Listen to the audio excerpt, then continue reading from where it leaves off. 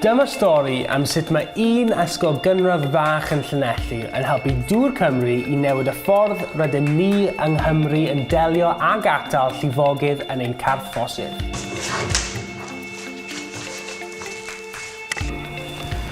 Hello, my name is Julian Littler. I'm the head teacher of Stebbin Heath Primary School in Llanelli. We are the only school in Great Britain with its own sustainable drainage system. Rydym ni yn byw yn un o gwledydd gwlypaf Ewrop.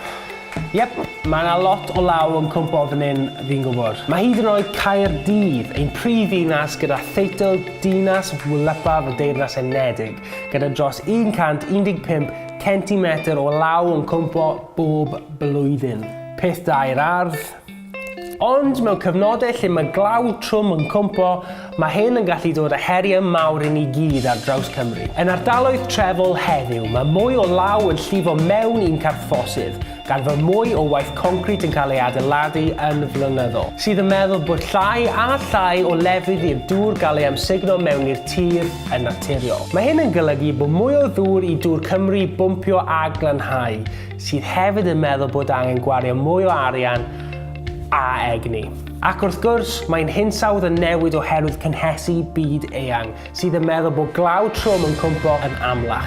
Pan mae hyn yn digwydd, mae'n carthosydd yn dechrau stryglo. Dyma lle mae dŵr Cymru a ysgol gynradd Stebbin Heath yn Llanelli yn dod mewn gyda un gair hyd, GlawLif. Felly sut mae GlawLif, Rainscape, yn gweithio? The swale is the main feature of the Rainscape project here in school. Within the swale then are cells that hold water, and then it's grassed, and then it's planted, and it looks beautiful.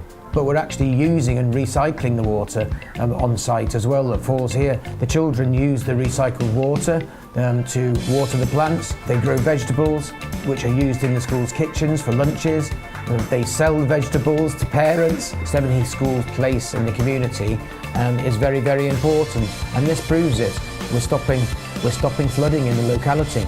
To be able to remove or hold 3.5 million litres of water per annum from going into the main drainage system is something quite significant to alleviate flooding in Llanelli. Felly, dros y degawdau nesaf wrth i ni weld mwy a mwy o law yn cwmpo yng Nghymru, mae angen i dŵr Cymru a'i nifer o bartneriaid sicrhau eu bod nhw'n barod i'w reoli. Os mae'r math yma o lifogydd yn peri pryder i chi, a'ch bod chi eisiau i dŵr Cymru wneud mwy fyth o welliannau dros y degawdau nesaf, rhowch wybod iddyn nhw trwy clicio ar y link yn y fideo yma a chymrwch ran yn ei hymgynghoriad. Gymrithau llai na 4 munud i chi wneud a mae yna wobrau ar gael hefyd am gymryd ran. Peidiwch anghofio i hoffi, dilyn a thanysgrifio i dudalennau dŵr Cymru i weld lle fyddai'n mynd wythnos nesaf.